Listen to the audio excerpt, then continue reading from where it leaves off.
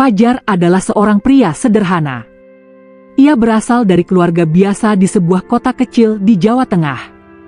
Ayahnya pensiunan guru, ibunya seorang ibu rumah tangga. Sejak kecil, Fajar sudah terbiasa hidup dengan keterbatasan, sehingga ia tumbuh menjadi pribadi pekerja keras, sabar, dan tidak banyak menuntut. Selepas kuliah, Fajar bekerja di sebuah perusahaan distribusi barang kebutuhan pokok sebagai staf administrasi. Gajinya tidak besar, namun cukup untuk memenuhi kebutuhan sehari-hari.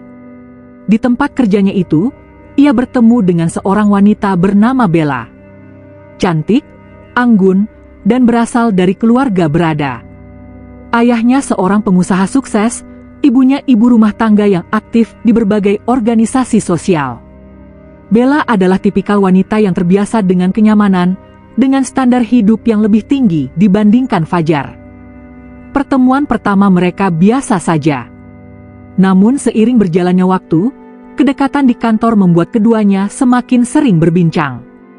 Fajar yang ramah membuat Bella merasa nyaman. Meski begitu, banyak rekan kerja heran ketika mendengar kabar bahwa mereka menjalin hubungan serius. Masa iya Bella mau sama Fajar? Standar hidup mereka jauh banget, celetuk salah satu teman sekantor. Namun cinta tidak mengenal kelas sosial. Fajar dan Bella akhirnya menikah setelah 2 tahun berpacaran. Pernikahan mereka sederhana, dengan resepsi di gedung serbaguna yang dibiayai sebagian besar oleh keluarga Bella. Di hari pernikahan itu, Fajar berjanji dalam hati, "Aku akan berusaha sekuat tenaga untuk membuat Bella bahagia, meskipun aku tak bisa memberi kemewahan." Awalnya, rumah tangga mereka berjalan harmonis. Fajar selalu berusaha membahagiakan Bella dengan caranya, membawakan bunga sederhana sepulang kerja, memasakkan makanan kesukaan Bella di akhir pekan, atau sekadar menemaninya menonton film. Namun, perbedaan latar belakang mereka mulai terasa. Bella terbiasa dengan belanja di butik, makan di restoran mahal, dan liburan ke luar negeri. Sementara Fajar lebih sering berpikir soal menabung, membayar kontrakan, dan cicilan motor. Di bulan-bulan awal, Bella masih mencoba menyesuaikan diri. Tapi semakin lama, rasa gengsi mulai muncul. Apalagi ketika ia berkumpul dengan keluarga besarnya yang semuanya hidup berkecukupan. Keluarga besar Bella sering mengadakan acara kumpul-kumpul. Entah itu ulang tahun, arisan, atau sekadar makan bersama. Semua anggota keluarga datang dengan penampilan glamor, mobil-mobil mewah berjejer di halaman rumah, pakaian bermerek, tas branded, dan perhiasan yang berkilauan. Fajar yang datang dengan kemeja sederhana seringkali merasa minder. Ia mencoba tetap percaya diri, tapi tatapan sinis beberapa sepupu Bella tidak bisa ia abaikan. Suatu kali, di sebuah acara ulang tahun keponakan Bella, salah satu tantenya bertanya dengan suara cukup keras sehingga semua orang mendengar. "Fajar kerja di mana sekarang? Wah, gajinya cukup nggak sih buat Bella?" Fajar hanya tersenyum sopan. "Alhamdulillah, cukup Bu. Saya masih di perusahaan distribusi, insya Allah bisa buat kebutuhan sehari-hari." Namun, sebelum ia melanjutkan, Bella tiba-tiba menyahut dengan nada setengah meremehkan. "Cukup apa? Ya cukup-cukup pas aja, Bu. Nggak bisa dibilang lebih. Hidup sama dia tuh ya harus banyak sabar." Tawa kecil terdengar dari sudut ruangan. Fajar menunduk, menahan rasa malu. Saat itu hatinya terasa perih, seperti ditusuk. Istri yang ia cintai, yang seharusnya mendukungnya, justru merendahkannya di depan keluarga besar. Sejak saat itu, benih-benih luka mulai tumbuh dalam hati Fajar. Meski sering dihina dan dibandingkan dengan para suami saudara-saudara Bella, Fajar tidak pernah marah. Ia selalu berkata pada dirinya sendiri, "Yang penting aku tetap bekerja keras. Suatu saat Bella akan mengerti." Setiap hari, selepas bekerja, Fajar menyisihkan uang. Bukan dalam jumlah besar, hanya puluhan ribu. Ia menyimpannya di sebuah celengan besi tua. Selain itu, Ia juga membuka rekening tabungan khusus atas nama anak mereka yang masih kecil, Aisyah. Tidak ada yang tahu tentang tabungan itu. Bahkan Bella pun tidak. Fajar sengaja merahasiakannya. Ia berpikir, kalau aku ceritakan, Bella pasti hanya akan meremehkan. Lebih baik aku diam. Fajar bukan hanya menabung untuk kebutuhan jangka pendek. Dalam hatinya, ia memiliki rencana. Jika suatu hari ia tiada, setidaknya Bella dan Aisyah tidak akan terlantar. Sementara itu, Bella semakin sering membandingkan hidupnya dengan saudara-saudaranya. Ketika sepupunya membeli mobil baru, ia mengeluh. Ketika temannya pamer liburan ke Eropa, ia merajuk. "Mas, kapan kita bisa kayak mereka? Aku capek hidup sederhana terus." Fajar hanya tersenyum sabar. "Sabar ya, Bel. Aku masih berusaha. Pelan-pelan insya Allah kita bisa lebih baik." Namun Bella tidak pernah puas. Bahkan di depan keluarga, ia berani mengucapkan kata-kata yang membuat Fajar semakin merasa rendah. "Lihat suami orang, sukses, mapan. Suamiku? Ya gitu deh, masih pas-pasan." Bagi Fajar, setiap ucapan itu adalah luka. Namun ia memilih menelan semuanya, demi mempertahankan rumah tangga dan demi anaknya yang masih kecil. Di dalam hati, ia hanya berdoa, "Ya Allah, kuatkan aku. Jangan biarkan aku menyerah." Hari itu, keluarga besar Bella mengadakan acara arisan bulanan di rumah orang tuanya. Bella mengajak Fajar datang, meskipun sebenarnya Fajar lebih suka menghindari acara seperti itu. Bagi Fajar, berkumpul dengan keluarga besar Bella selalu terasa seperti memasuki dunia yang bukan miliknya.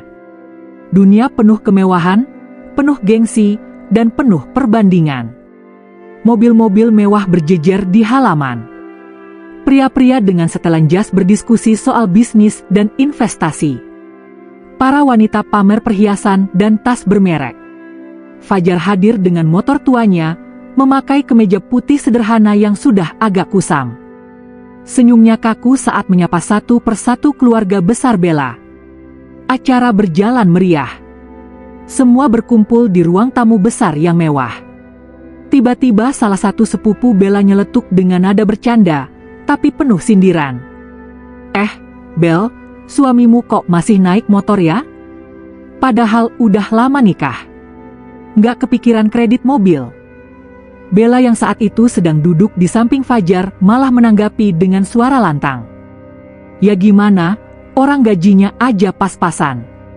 Boro-boro mobil, buat bayar kontrakan aja kadang telat. Hidup sama dia tuh harus banyak sabar, nggak bisa gaya-gayaan kayak kalian." Semua orang tertawa kecil. Ada yang menutup mulut, ada yang pura-pura melirik. Fajar menunduk, wajahnya memanas, telinganya berdenging. Rasanya seluruh dunia sedang menertawakannya. Ia ingin bicara, ingin membela diri, tapi kata-kata tercekat di tenggorokan.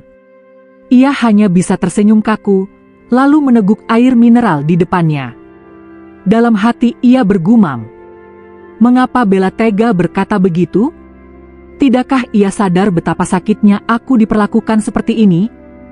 Sepulang dari acara itu, Bella masih sempat mengomel di rumah. "Mas, aku capek ditanya-tanya keluarga. Semua pada sukses, hidup enak. Aku hidup miskin gini. Kamu tuh harusnya lebih giat cari uang, jangan pasrah." Fajar hanya diam. Ia masuk kamar, menutup pintu, lalu duduk di tepi ranjang. Pandangannya kosong menatap lantai. Hatinya benar-benar remuk. Ia tidak membenci Bella. Ia mengerti istrinya terbiasa hidup berkecukupan. Tapi mengapa Bella tidak pernah bisa menghargai jerih payahnya? Malam itu, saat Bella sudah tertidur, Fajar duduk di ruang tamu kecil mereka. Ia menatap celengan besi di lemari, lalu mengambil selembar uang 50.000 untuk dimasukkan ke dalamnya. "Entah sampai kapan aku bisa menahan semua ini. Tapi kalau aku menyerah, bagaimana dengan Bella dan Aisyah? Aku harus kuat." Tabungan ini suatu saat pasti berguna.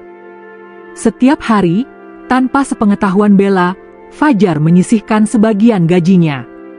Kadang hanya 20.000, kadang 100.000. Ia juga membuka rekening atas nama anak mereka, Aisyah, yang masih berusia 5 tahun.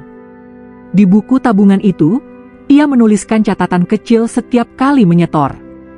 Untuk sekolah Aisyah kelak. Untuk jaga-jaga kalau Bella butuh. Tabungan masa depan, meski kecil tapi ikhlas. Fajar tahu, jumlah uang itu tidak seberapa dibandingkan kekayaan keluarga besar Bella. Tapi bagi Fajar, itulah bukti cinta dan tanggung jawabnya. Sayangnya, Bella tidak pernah tahu pengorbanan itu. Ia hanya melihat dari luarnya, rumah kontrakan yang sederhana, motor tua yang sering mogok, pakaian Fajar yang biasa-biasa saja. "Mas, kapan kita bisa punya rumah sendiri? Aku malu terus tinggal di kontrakan." "Mas, teman-temanku udah pada jalan-jalan ke luar negeri. Aku pengen juga.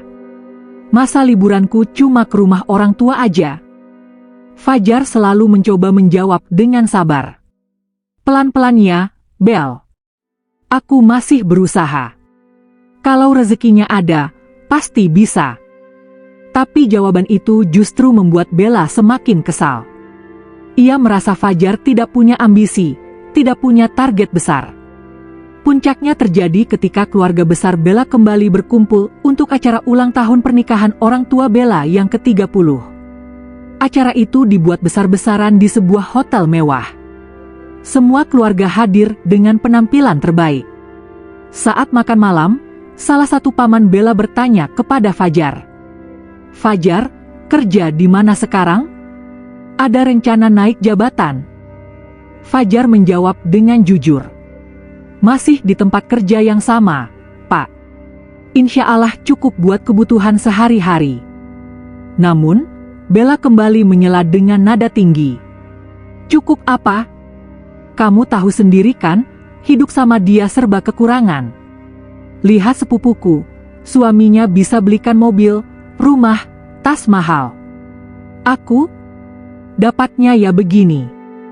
Semua orang terdiam. Ada yang menatap kasihan pada Fajar, ada pula yang menahan tawa. Fajar menelan ludah, menunduk, dan tidak berkata apa-apa. Hatinya hancur berkeping-keping. Sepulang dari acara itu, mereka bertengkar hebat di rumah. Bella terus menyalahkan Fajar, sementara Fajar hanya mencoba menahan diri. "Bel, cukup.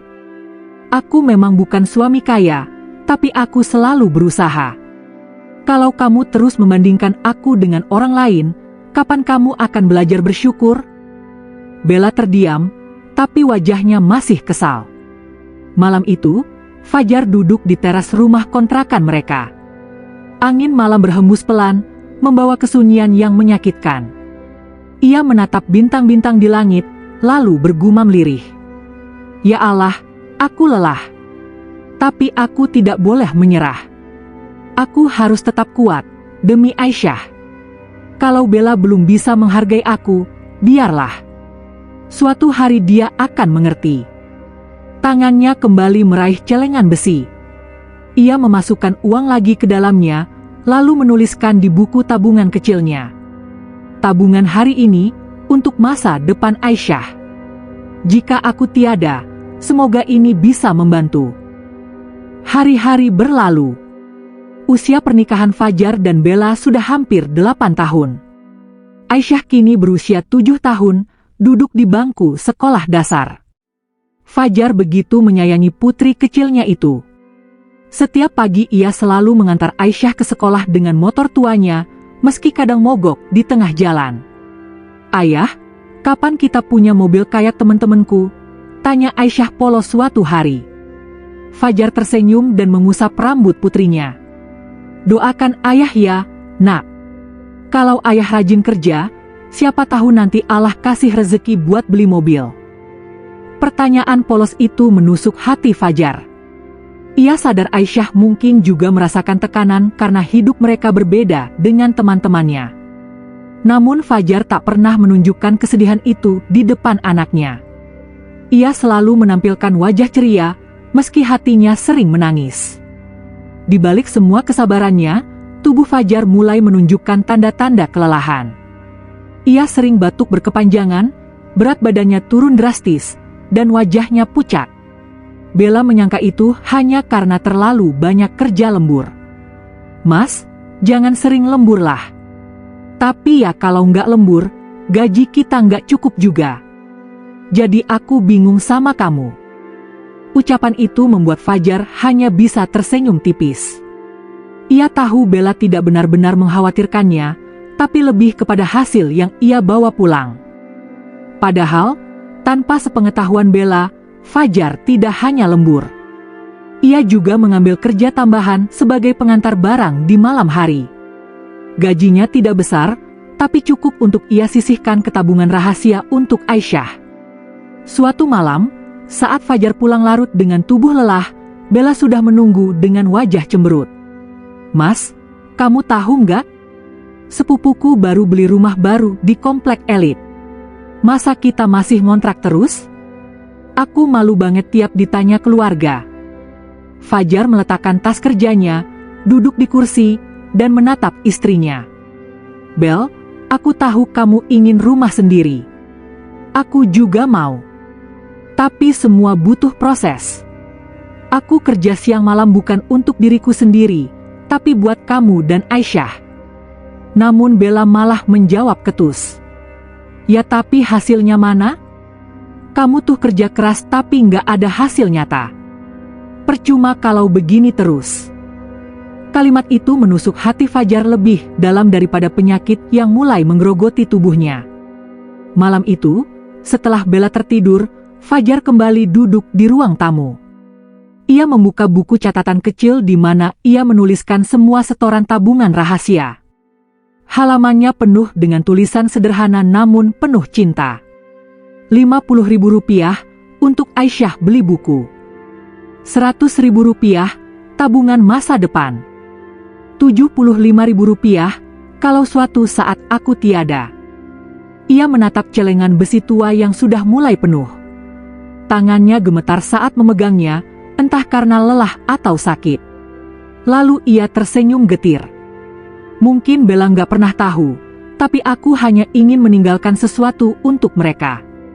Meskipun aku sering dihina, aku tetap mencintainya." Air matanya jatuh, tanpa ada yang melihat. Beberapa minggu kemudian, kondisi Fajar semakin parah. Ia sering sesak napas dan lemas. Akhirnya, ia dibawa ke rumah sakit oleh salah satu temannya di kantor. Dokter menyarankan agar ia dirawat, karena paru-parunya bermasalah akibat kelelahan dan pola hidup yang tidak teratur. Saat Bella datang ke rumah sakit, ia justru mengomel. "Mas, kenapa baru bilang sakitnya parah? Aku jadi malu sama keluarga, dibilang gak ngurus suami." Fajar hanya menatap istrinya dengan mata sayu. Ia tidak punya tenaga untuk menjawab.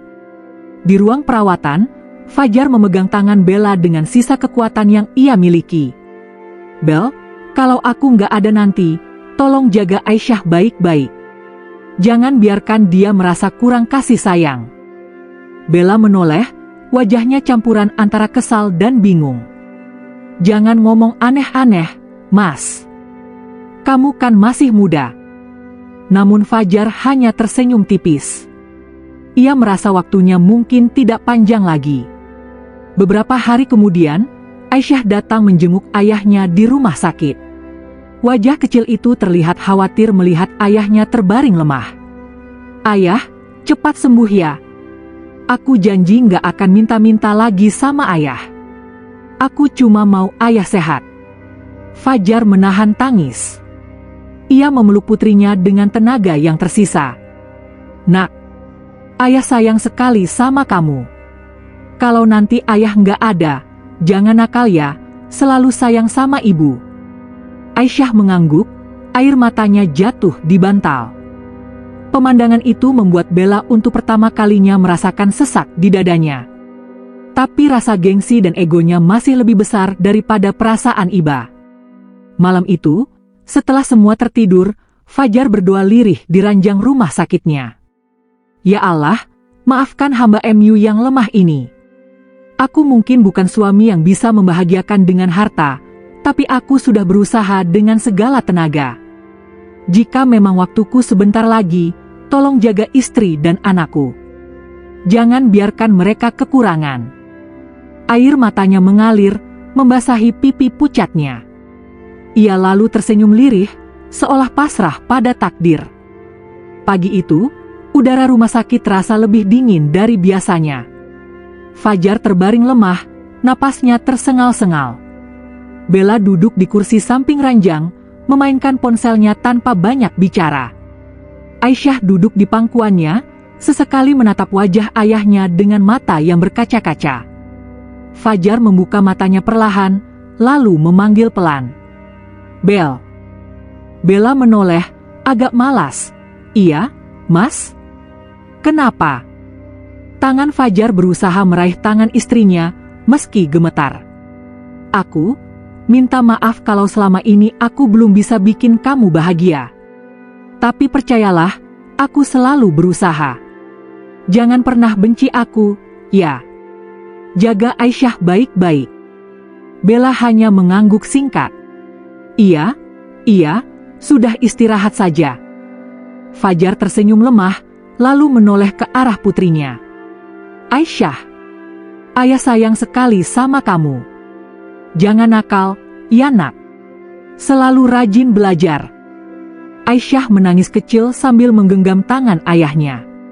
Tak lama kemudian, monitor di samping ranjang berbunyi. Garis yang tadinya bergerak perlahan, kini lurus. Mas? Bella panik, berdiri sambil memanggil perawat. Namun semua sudah terlambat.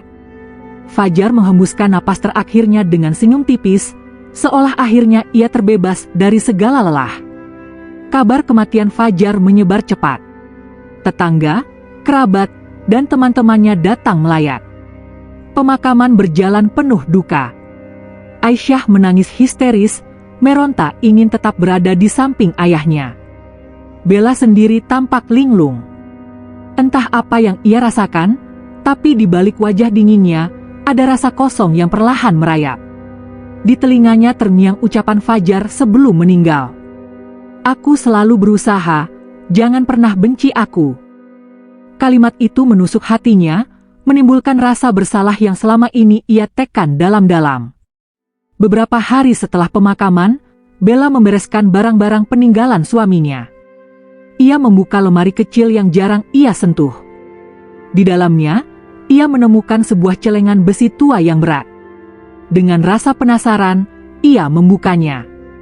Saat tutupnya terlepas, puluhan bahkan ratusan lembar uang berbagai pecahan tumpah keluar. Bella tertegun. Di samping celengan itu, ada sebuah buku catatan kecil dengan tulisan tangan Fajar. Bella membukanya dengan gemetar. Halaman demi halaman berisi catatan sederhana. "Hari ini Rp50.000 buat masa depan Aisyah. Rp100.000, semoga cukup kalau suatu saat aku tiada. Meski kecil, tabungan ini dari keringatku. Semoga bisa membahagiakan Bella dan Aisyah." Bella terisak. Air matanya jatuh membasahi halaman itu. Ia juga menemukan buku tabungan bank atas nama Aisyah. Jumlahnya tidak fantastis, tapi cukup besar untuk ukuran Fajar yang gajinya pas-pasan. Di dalam buku tabungan itu, terselip secari kertas dengan tulisan tangan Fajar. "Untuk sekolah Aisyah kelak. Jangan biarkan anak kita kekurangan, meski aku sudah tiada. Maaf kalau selama ini aku belum bisa jadi suami yang sempurna." Bella terjatuh berlutut, menangis sejadi-jadinya. "Ya Allah, Mas, kenapa aku begitu jahat padamu? Aku hina-hina kamu, aku remehkan kamu di depan semua orang, padahal setiap hari kamu berjuang buat aku dan anakmu." Tangisnya pecah, memenuhi kamar kontrakan kecil itu. Malam-malam berikutnya, Bella sulit tidur. Ia terus teringat bagaimana ia sering menghinakan Fajar di depan keluarga besar. Bagaimana ia selalu menuntut lebih, padahal suaminya diam-diam menyisihkan setiap rupiah untuk masa depan mereka. Kini, semua itu tinggal penyesalan. Fajar sudah tiada. Ia tak pernah sempat meminta maaf dengan tulus. Bella menatap foto pernikahan mereka yang tergantung di dinding. Dalam foto itu, Fajar tersenyum lebar, sementara ia sendiri tampak anggun dengan gaun putih. "Mas, andai waktu bisa kuputar kembali, aku nggak akan pernah merendahkanmu. Aku akan lebih menghargaimu. Aku menyesal, Mas." Air matanya kembali jatuh. Sejak saat itu, Bella berubah. Ia mulai hidup lebih sederhana, tidak lagi terlalu peduli dengan gengsi keluarga besar. Ia berhenti membandingkan dirinya dengan orang lain. Setiap kali Aisyah bertanya tentang ayahnya, Bella selalu berkata dengan penuh haru, "Ayahmu itu laki-laki hebat, Nak. Dia bekerja keras siang malam buat kita. Jangan pernah malu punya ayah seperti dia. Kamu harus bangga." Aisyah mengangguk dengan mata berkaca-kaca. "Aku sayang ayah, Bu. Ibu juga sayang ayah, Nak. Sangat sayang." Mereka berdua berpelukan erat, seolah saling menguatkan. Tahun-tahun berlalu. Tabungan yang ditinggalkan Fajar digunakan untuk biaya sekolah Aisyah. Meski tidak besar, uang itu sangat membantu. Bella juga mulai bekerja paruh waktu untuk menambah penghasilan. Setiap kali ia membuka buku catatan kecil peninggalan Fajar, Bella selalu menangis. Tulisan tangan sederhana itu menjadi pengingat bahwa cinta sejati tidak selalu terlihat dari kemewahan, tapi dari pengorbanan yang tulus. "Fajar, aku janji akan menjaga warisan terbesarmu, Aisyah. Dan aku akan selalu mengenangmu sebagai suami terbaik, meski aku terlambat menyadarinya." Bella menatap langit malam, membayangkan Fajar tersenyum di sana. Untuk pertama kalinya, ia benar-benar merasa bangga pernah menjadi istri dari pria sederhana itu. Fajar mungkin telah tiada, namun cintanya tidak pernah mati. Ia membuktikan bahwa kasih sayang seorang suami tidak diukur dari harta, melainkan dari ketulusan dan pengorbanan. Dan bagi Bella, penyesalan itu menjadi pelajaran seumur hidup. Jangan pernah menghina atau meremehkan pasangan, sebab kita tak pernah tahu betapa besar cinta dan pengorbanan yang mereka sembunyikan.